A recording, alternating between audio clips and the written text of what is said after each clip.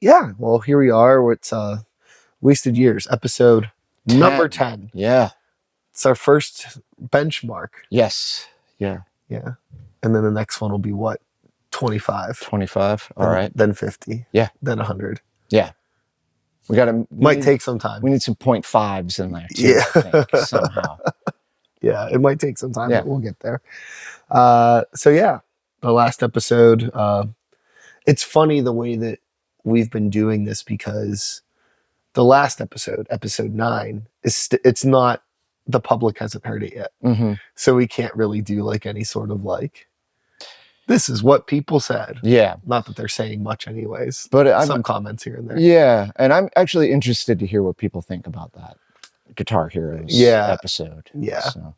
I mean, we definitely, I think there was like a good, like random assortment of just like people that are fun at guitar. Mm-hmm. A couple, some standards in there. Mm-hmm. Your Michael Schenkers, your John Petrucci's. Those are big names. Yeah. But I don't know how many people were talking about like The Obsessed or Raven. Yeah. I mean, people talk about those bands, but maybe not in like, I think it's most important to say like a guitar hero, in my opinion, doesn't have to be a guitar virtuoso. Exactly. Yeah. So I like that. Yeah. Well, maybe we should have said that then and not on this episode. But get what you get. Hey, yeah. When you get it. Yeah. Today we're doing cover songs. This is going to be fun. Yeah. I'm excited to hear some of yours. Yeah. I ran into a bit of a snag. I don't know if you ran into this issue where a lot, like I have the albums of, like I have the records that these cover songs were on, but none of them were on the actual record because they were all like bonus tracks and things like that. Yeah. So I brought some records just to be like, here it is, but we're gonna have to listen to it digitally on my end. Only one of the records that I brought actually has the fucking song on it, which was surprising to me. I knew that I might have to do one or two digital tracks, but hey, it's whatever. Yeah. It's all gonna sound the same. Yeah, and I had a lot of fun like trying to figure out, because there's some where,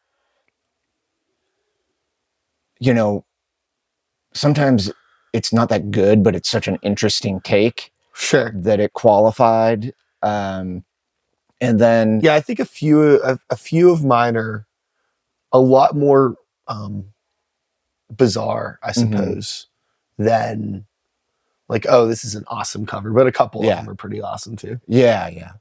And like every once in a while, there's a thing where, you know, a band just knocks it out of the park and like owns the song. So yeah, it'll be fun. Yeah, hell yeah. What are we going to start with? You know, I feel like I usually start. All right. So why don't you start? You want me to start? Let's mix it up. I'm just going to kind of grab the first record here over by the side, which is, it's a split between Entombed and the New Bomb Turks that came out back in 1995. Oh, cool. And on this record, you'll see on the cover, they're not just billed as Entombed, it's The Entombed. Interesting. And Entombed does a cover of the Rocky Erickson song, Night of the Vampire. And it's pretty fucking crushing. So.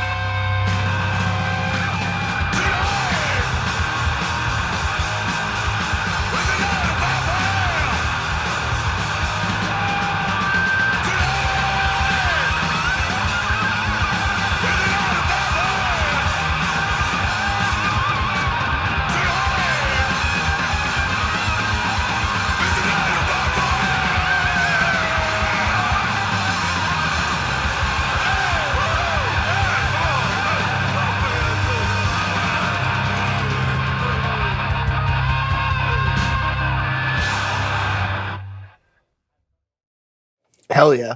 Entombed, Night of the Vampire. It's the best Danzig song I've ever heard. Yeah, really. Crushing version of it. Yeah, it's awesome. That's cool they did a split with the New Bomb Turks. They're like, Entombed's like trajectory is so interesting the more that I learn about them. Mm-hmm.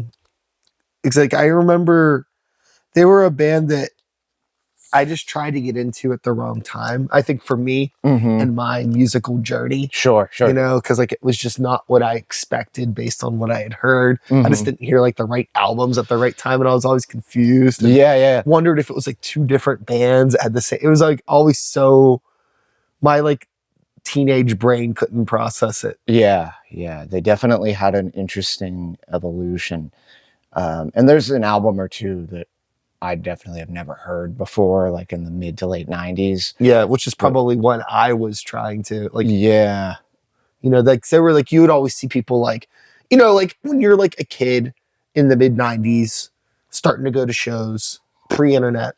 Like all I have is like looking at cool CD covers or magazines, or like if you see like more than enough people with like a shirt at a show or a patch, you're like, oh, I gotta check that out because this is how I'm finding out about things. And Tombs was definitely one of those, like there'd always be people with like shirts on. And it's like, oh, they must be like a real good heavy metal band. And I'm like, what? I just didn't get it. Yeah. No, and it, you know, they really went from this incredible death metal band into like, I guess people call it death and roll, but I just call it like they were just like a rock and roll band at one point, and then kind of evolved back into like more of a death metal band. So yeah, you never know what you're going to get with some of those albums, but you know, definitely a crushing take on that song. And I don't know how you feel about this, but sometimes like for me, the mark of a good band is how good their covers are. Like love them or hate them, Metallica did great covers. Yes. Like Bread Fan and all that. And it's just one metric that I use sometimes. Sure. So, sure. There's no Metallica on the agenda today. Thankfully. There's some newer, more modern-esque bands that have done some really great covers as well. Deftones is a good handful of cover songs. Between the Buried and Me as well. Another band that have recorded a lot of really interesting cover songs. But we're sticking to 90s as much as possible today. So moving it along. Yeah, where are we going? We're going to listen to Cradle of Filth. Nice. So on the special edition of Cruelty and the Beast, I had the CD when I was in high school. It does have a cover of Hallowed Be Thy Name by the one and only Iron Maiden. Yeah. This is a UK original pressing of this album. Without that song. And it does not have the song, but I brought it anyways just for the sake of art and whatnot. And we're going to use the power of the internet to listen to this song today. So this is Hallowed Be Thy Name by Cradle of Filth, originally performed by Iron Maiden. And this album came out in, I want to say 98. Yeah, 1998 is when Cruelty and the Beast came out. Is this their second record or third record? This is their third. Yes. Okay. There was like an EP mixed in there too. Okay. That I think was before this. So. Okay. But yeah, third full-length album. Okay.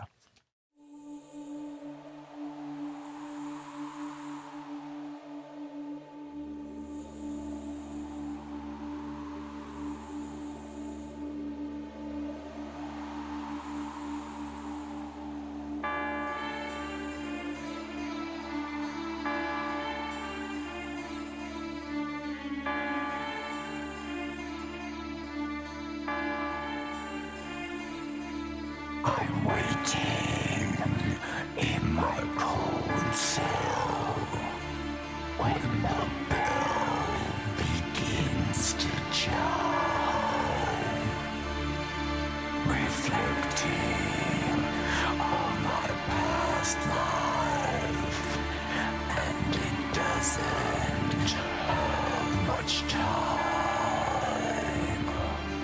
'Cause at 5 o'clock they take me to the gallows pole.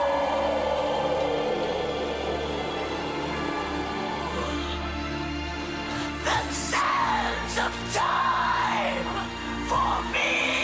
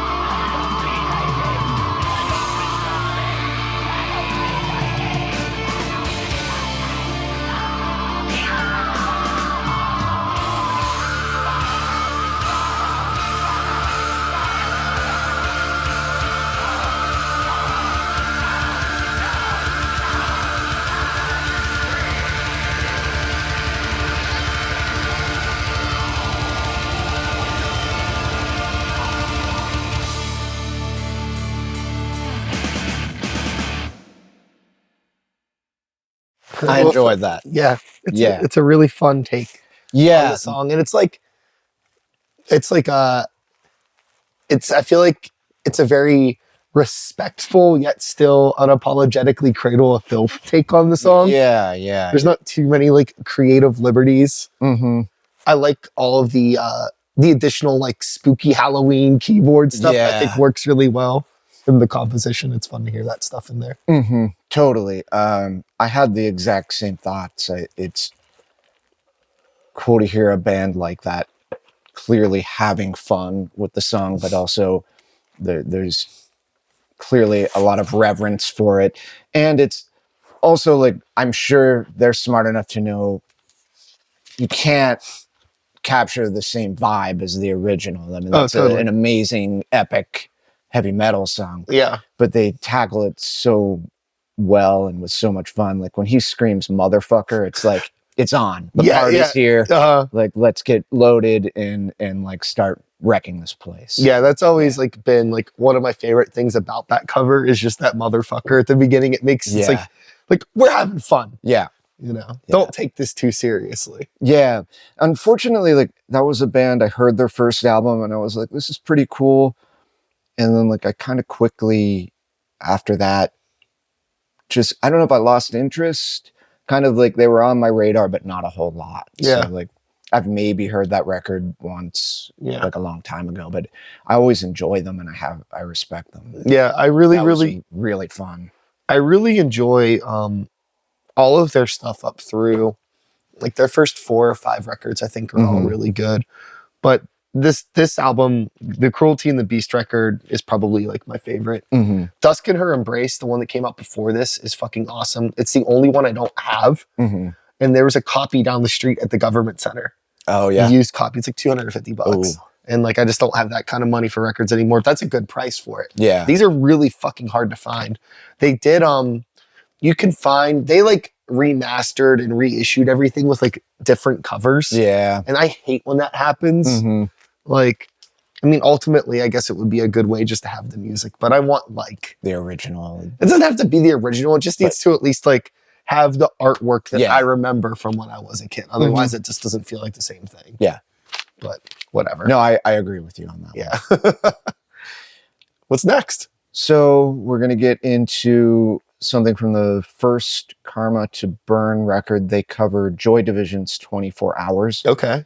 This record was originally supposed to be instrumental, but the record label forced them to get a singer. So they basically got like their next door neighbor to sing for them. So, but it's a pretty cool version of the song. So we'll do that.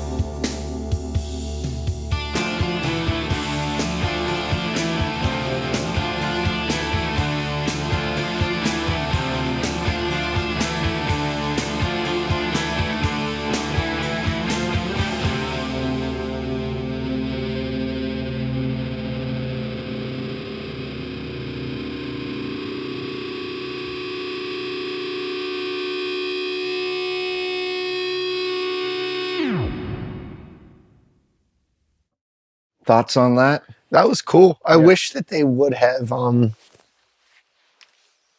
wish it would have been like produced slightly differently. Yeah. I think it like hangs on that like stereo production a little bit too long, Mm-hmm. but it's cool when it like all comes in. Yeah, when it does that, like they stay pretty close to the original, and then except for that brief kind of thing when they all come in together. Yeah. Yeah. But interesting version of it. Yeah, it just sounds like a kind of like a Tool song. Yeah. I see where you're coming like from. that early stuff, Mhm. you know, before it became all worldly. Yeah. Everyone, when I think of Tool now, I think of them as like heavy world music. Yeah. You know? Yeah. So that Cool. Yeah. It's a very like, that's a cool, just like a little bit more of an obscurity, like especially for the time, like an obscure band doing something that wasn't like, I mean, Joy Division has always been Joy Division, but I don't think at the time this album came out, they were as like fetishized as they may be these days. Yeah. I think after a couple of like those biopics came out like 15 years ago or whatever, you know, their profile's been raised quite a bit. Mm-hmm. So yeah, it was not a band that was covered particularly by bands, you know, like Karma to Burn necessarily. So yeah, interesting song, interesting choice, and cool version of it. Yeah, hell yeah. So I'm gonna pivot to a little bit of this one's a little bit of a weird one. Okay. It's Celtic Frost. Yeah. Doing Mexican radio. Awesome. Originally by Wall of Voodoo. Yeah. The interesting thing from this is that at least digitally, this is on the Into the Pandemonium record. Yeah. And that's like late 80s. Mm-hmm. But Mexican Radio is also like an early 80s song. Mm-hmm. So I don't think the song could have been more than 4 or 5 years old at the time that this was covered, Mm-hmm. which I always find interesting when it's like so close to each other that it happens. Yeah. It's also the one thing that I always wondered about is, was it their choice or the record label to put that song first on the record? Uh-huh. Is it just a strange choice? Yeah. Because or at least on the CD version that I have, it's the first song. Yeah, digitally it is also the first song. I have it on record as well, but I don't remember if it's first on that. But it's just a really off the wall song for a band that heavy to be covering. Yeah, it almost feels like a middle finger. Yeah. To someone. It's so strange, but it fits in with like an otherwise very weird record. So yeah, it's kind of perfect. Well, we're doing let's journey into the pandemonium, shall we? I'm ready.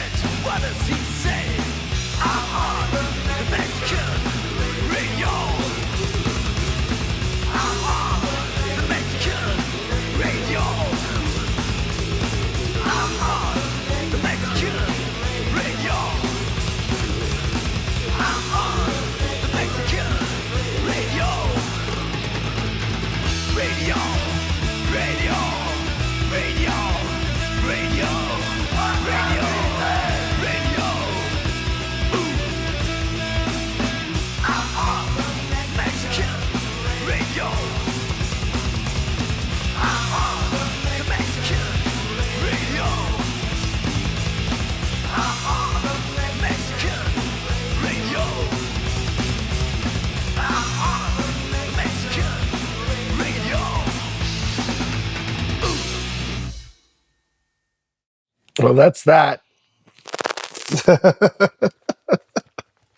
Yeah, I always enjoy that one. Yeah, it's so bizarre. Yeah. And yeah, I don't know.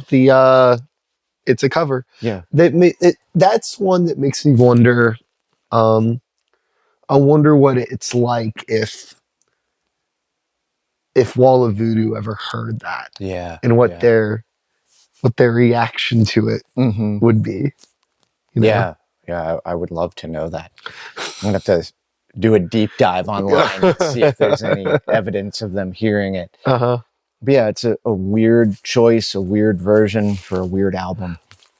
Weird band, really. Like, just strange band. So yeah, I love that. Celtic Frost was actually on my short list of covers to bring in, because they also do a version of Heroes by David Bowie. Oh, and I've never heard that. Yeah, I thought about bringing that in. It was on an EP in the late 80s, like slightly after that, or maybe early 90s. And it's not the best cover. But it's I mean, that's a bold song. Yeah, exactly. So, but it's again just it's a bold idea to think you could cover it too. Sure. So, yeah, I mean, I give them credit. Yeah. Hey, just swing for the fences. Yeah, why Fuck not? it. Yeah, I support it. Totally. We're gonna listen to the band Anacrusis. Okay. Now, they do on their, I believe this is their third record, Manic Impressions. They do a cover of the New Model Army song, I Love the World. Okay. So.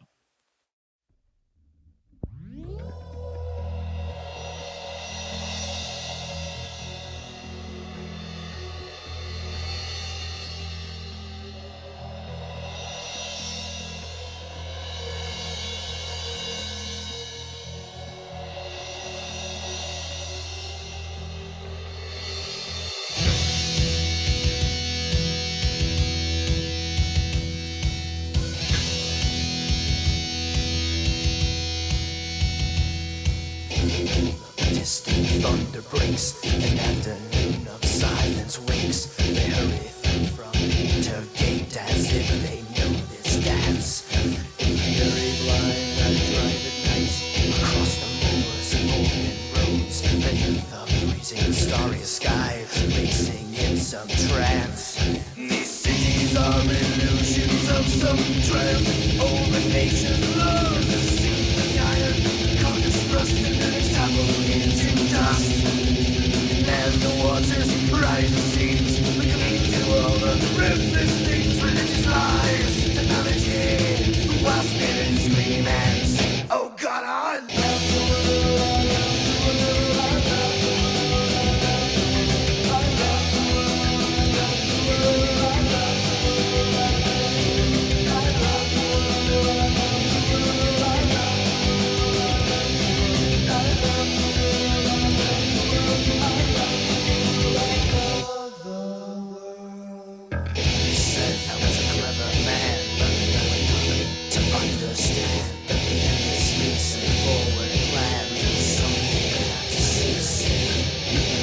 The comfort lies that light never strikes you twice, and we laugh at your amazed surprise as the heart begins to sink. This temple that is built so well separates us from ourselves. The power grown beyond control, and a will without a face. And watching from outside, I wish I could wash my hands of this. We are locked together here, this bittersweet embrace. Oh God, I love the world, I love the world, I love the world.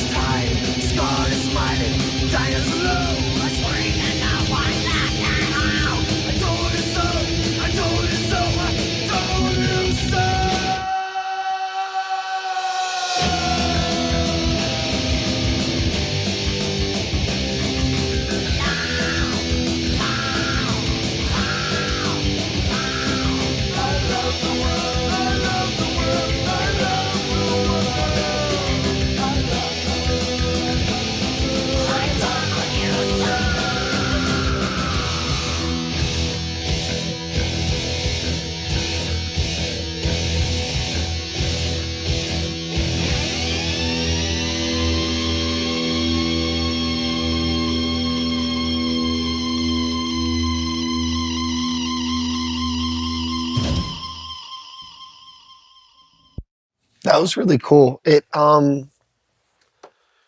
that made me wonder if there was ever like a band that was inspired to create something based off of any heavy bands that would like a metal band covering a song that isn't traditionally a metal song and being like, what if we just had a band that sounded like this? Yeah. You know, like there's like so much of that sounds like all this weird like Swedish heavy goth rock, goth metal stuff, or maybe even like sprinkles of Typo Negative with like the synth and that kind of like type of stuff, you know? And it's like, I don't know, just that's a question I'll never have the answer to. Yeah. But it's like, yeah, you know, that band that covered into that song, like it's cool because it, you know, it doesn't sound like metal, but it's also not like rock. What if we just did that? Yeah. I love that. You should do that. But yeah, I love that version of that. The New Model Army album that comes from is really just such a great record. It's like one of those, it's like during the winter, it's always on my car stereo when I'm driving places, or just like, it's like the perfect kind of gray day soundtrack. Yeah. And I think they do a pretty good job of capturing that. Clearly it's kind of metalized, but yeah. Always been a favorite of mine. So yeah.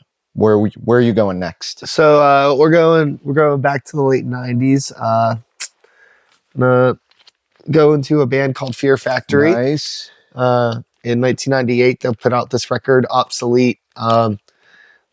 This is one of the very pivotal,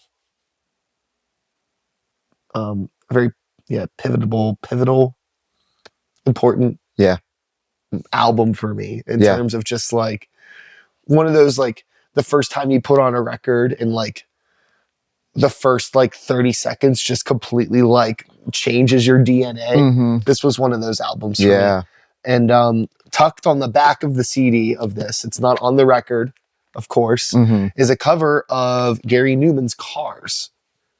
And the thing that's actually interesting about that, from my perspective, is that this is one of the first times I can remember hearing a band that I like do a cover song that I recognized. Okay. Because like I was, like maybe 13 or 14 when I first heard this album.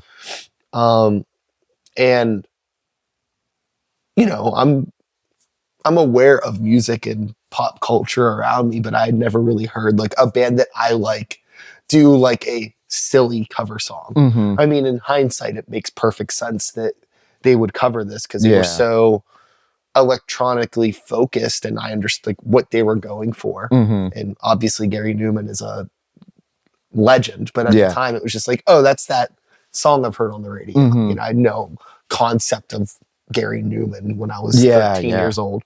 So yeah, this is their cover of Cars. Have you ever heard this? I have, once or twice. Yeah. I actually think it's pretty cool. It's been a while since I've heard it. I like this. I think it's another, I think like the Cradle of Filth cover, I think it's one where it's approached with respect, but still like has that Fear Factory sheen on it. You know?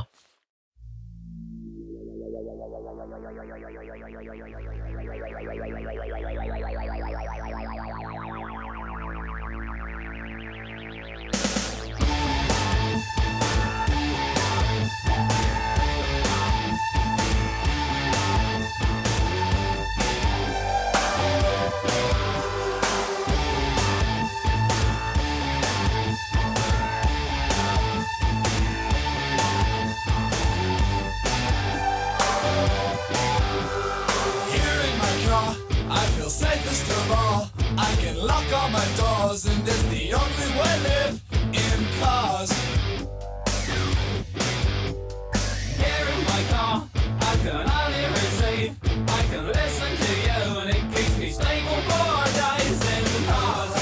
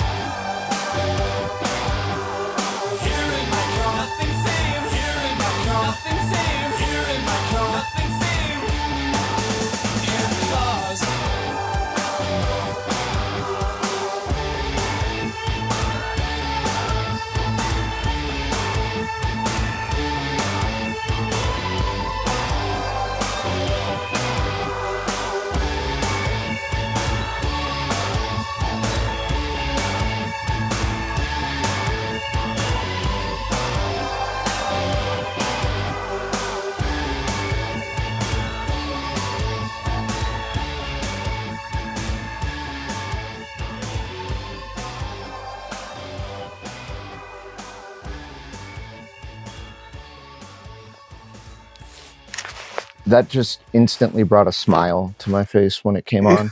But is that Burton singing throughout that, or is there someone else also So singing it's it? interesting because I had that thought listening to it just now. It seemed like on like the second half of that first verse, Yeah. it was like a huge voice change, but Mhm. only in that section. Yeah. The rest of it did sound like him, but there was one where it was like either he's just really laying on this thick accent or Yeah. somebody else did vocals on it. I don't know, but it's not going to be in the liner notes of the album. Yeah. So that's something that we would have to look Interesting. into. But I know that they like filmed a video for it and like Yeah. it was released as a single. It's funny, there was like a weird era of like these like new metal adjacent bands that were like doing covers and getting on TRL, MTV. Oh, really? Like, remember like Orgy's cover of Blue Oh, Monday? yeah. That was Limp really Bizkit had a big. cover of Faith Mhm. that broke them. It was a little bit later, but another George Michael song, that Seether band did a Careless Whisper cover. Okay. It's like a butt rock version of Careless Whisper that's certainly a guilty pleasure. It's just so corny. But it's Yeah. like, really like, it's just fun hearing like that song is such like stupid emotion. It's a really like well-written song, but Mhm. hearing it through like pumped through like a radio rock sort of Yeah. vessel, it's fun to hear it with that like the real heavy guitar and some guy like, never gonna dance again. It's I don't know that I've heard that, but I feel like I'd remember it. But now I kind of want to seek it out. Maybe we'll tag it on the Yeah. end of this. Cool. Let's keep Yeah, it no, cooking. that was really cool. And like you said, I mean, there's a sheen on it for sure. Yeah, it has that like heavy, down-tuned Fear Factory sound. Mhm. But like all of the production and the synth work, I feel is very respectful of the original. Really, yeah, like really well done. Yeah. Yeah, that's a band where that early era I really enjoyed for sure. So yeah, cool to hear that. Of course. We're gonna actually jump into something from the last 5 or so years. Okay. And this is, I brought this in because it's another kind of weird choice. This is Eyehategod covering the Devo song Gates of Steel. And what I like had all these, like I made like a list of covers and listened to a bunch of them. And this one stood out, and I hadn't heard it probably since the record came out, because Eyehategod's this like nasty, ugly band. Like everything's very negative. Like their whole thing is just like trying to bum people out. But this song has like all these major chords in it, and it's got keyboards. So it is different than what they normally do. And it's just a different band than you would often think they might cover. And it's on a split with the band Sheer Terror, who does a Depeche Mode cover on the other side. So, Oh, cool. yeah, I hope that this is 45. I don't remember, but we'll figure it out quickly.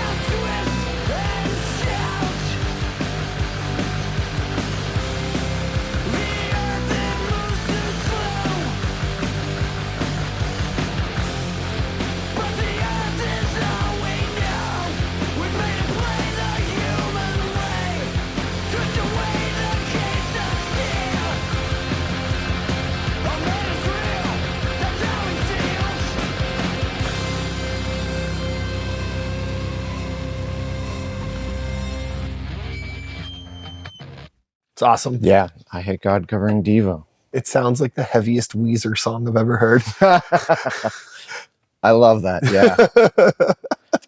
Like particularly like early Weezer, like Mhm. Blue Album stuff. It Yeah. feels like, because it was like, that record is very like grungy, heavy, nasty sounding, but all in like major pop, like, Mhm. you know, Beatlesy type song structures. I feel Yeah. like, I don't think they get enough credit for how unique that was at the time. And Mhm. obviously they haven't done themselves any favors Yeah. over the years. Yeah. Another band that's really good at covers though.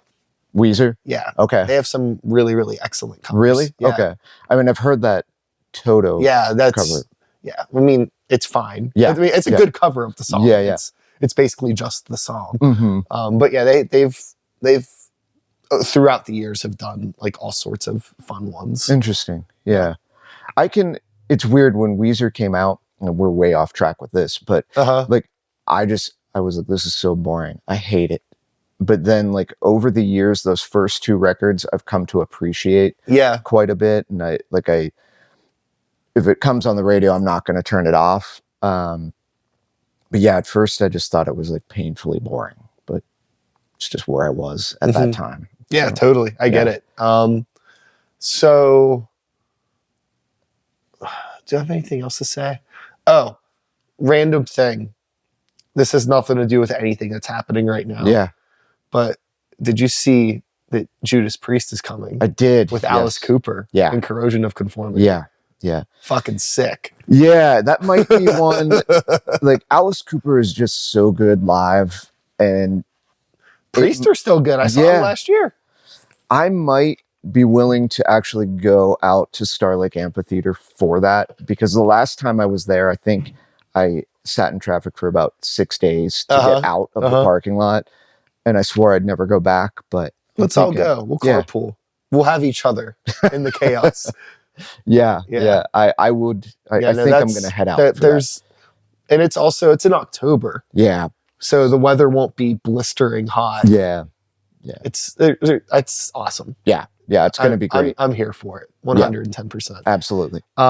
So moving things along, I think we're going to do another sort of something you wouldn't expect. Mm-hmm. And this would be Slayer covering Iron Butterflies and Eyehategod Love it. from the Less Than Zero soundtrack. There's some good tracks on that one. Yeah, this is a very it's a really good soundtrack. And I don't fully know the story of why or how this happened, this cover, but it's pretty cool. Yeah. So we'll cue it up and we will dig into it.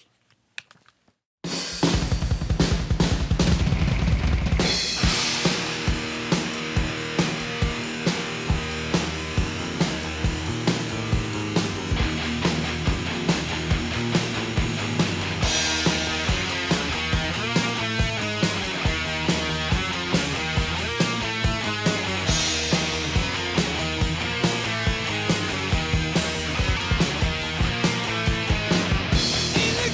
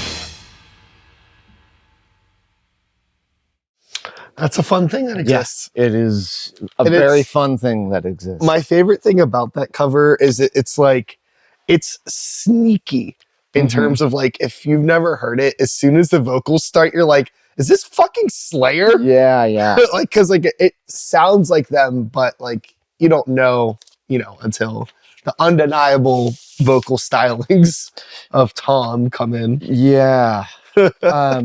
And I like what they do with the guitars on that because it's not totally different, but they managed to make it rather Slayer-esque somehow. But it has that it's like the guitar tone is like undeniably Slayer. Mm-hmm. And just like the chugginess of it is very, it's Slayer Yeah. through and through. It's great. And that's another one. Like, was that their idea to cover that? But yeah, very cool. Yeah, I feel like since this was so Def Jam did the soundtrack for this.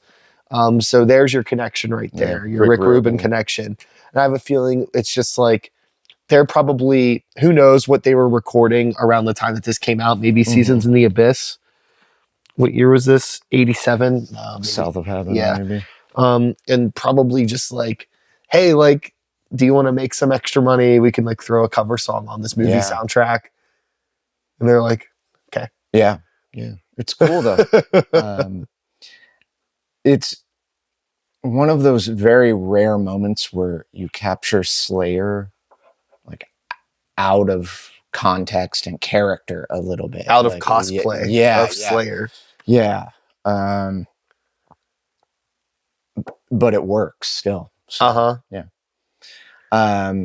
They're a band that I always wish they would have had. I wish they wouldn't have like leaned into being Slayer so much. Mm-hmm. And I don't feel like the 90s treated them very well. Yeah. Like after Seasons in the Abyss, like it got kind of like middling. It's like, what do you do? How Yeah. do you... And that's what you said, 87. Yeah.